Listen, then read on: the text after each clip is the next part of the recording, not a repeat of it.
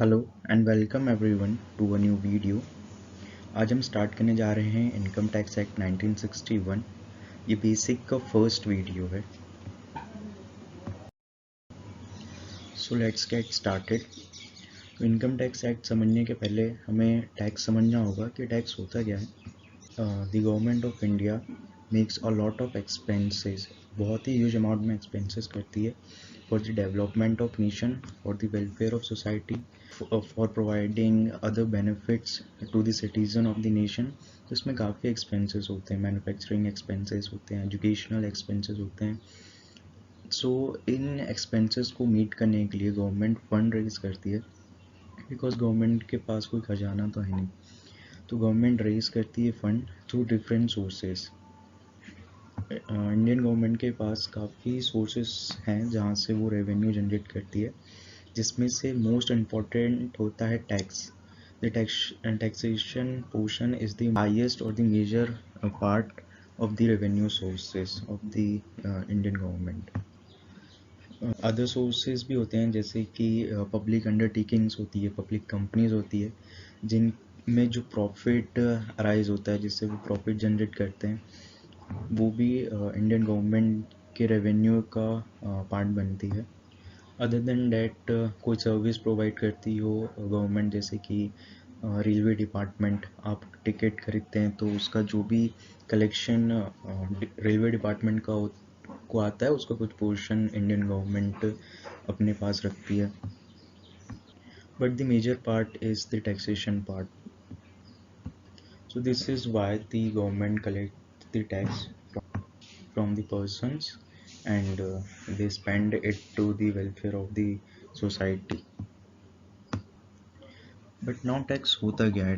तो टैक्स एक compulsory contribution होता है by the person who is liable to pay the tax to the government. Tax charge करने की अथॉरिटी या फिर टैक्स चार्ज करने की पावर सिर्फ गवर्नमेंट के पास होती है। No one other than government can charge tax from you. अगर कोई टैक्स कलेक्ट कर रहा है then it is illegal. Only the government has the power to charge taxes. So we can understand that the tax is a compulsory contribution to the state government.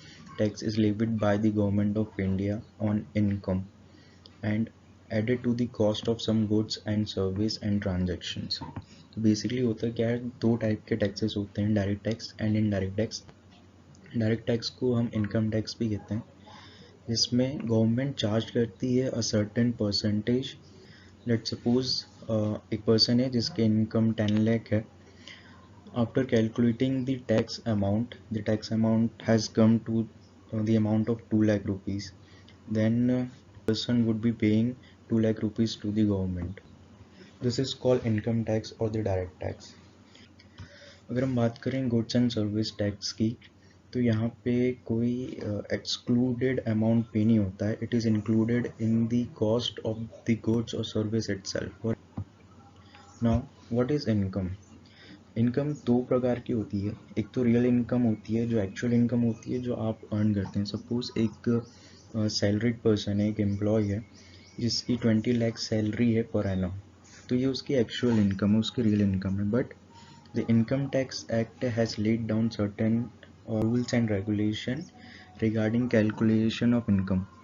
Simple सी बात है, income tax act बोलता है हम आपको rules and regulation बताएंगे, उसके according आप अपनी इनकम कैलकुलेट कीजिए। हमें आपकी जो रियल इनकम है उससे कोई मतलब नहीं है, बट हाँ, उस रियल इनकम के बेसिस पे आपको टैक्सेबल इनकम कैलकुलेट करनी पड़ेगी, जिसका rules and regulation income tax act 1961 में स्पेसिफाइड है। तो जब हम इनकम टैक्स एक्ट में जो रूल्स एंड रेगुलेशंस है, जो लॉज है, उसे फॉलो करते हैं और अपनी टैक्सेबल इनकम निकालते हैं, तो हमें रिज़ल्ट मिलता है कि कभी हमारी रियल इनकम, जो कि हमारी एक्चुअल इनकम है, वो टैक्सेबल इनकम से ज़्यादा है। यानी जिस अमाउंट पे हमें टैक्स पे करना है, वो अमाउंट कभी रियल इनकम से कम होता है, तो कभी वो रियल इनकम के इक्वल होता है, तो कभी वो रियल इनकम से भी बढ़ जाता है। जैसे मैंने अभी एग्जांपल दिया था कि किसी पर्सन की 20 लाख सैलरी है पर एनम, मे भी ऐसा हो सकता है कि उसकी जब हम टैक्सेबल इनकम निकालें, जिस पे हमें एक्चुअल में टैक्स कैलकुलेट करना है, वो 20 लाख से भी ज़्यादा हो। In many of the cases this situation में अराइज। तो भी ऐसा होता है कि वह ये हम आगे आने वाली वीडियोस में प्रॉपर डेप्थ में कवर करेंगे, बट एक मैं हिंट देता हूँ, जैसे कि ये सैलरीड पर्सन है, हो सकता है ये 20 लैक्स उन्हें इन हैंड मिला हो, इन हैंड उन्हें ये सैलरी क्रेडिट हुई हो, बट मे बी कंपनी की तरफ से उन्हें अदर फैसिलिटीज़ भी प्रोवाइडेड हो, जैसे कि ट्रांसपोर्ट फैसिलिटी, या फिर हाउस उनको रेंट पे मिला हो, या फिर एकोमोडेशन मिला हो जिस पे उनको रेंट पे ना करना पड़ता हो, then might be your taxable income will be more than the real income.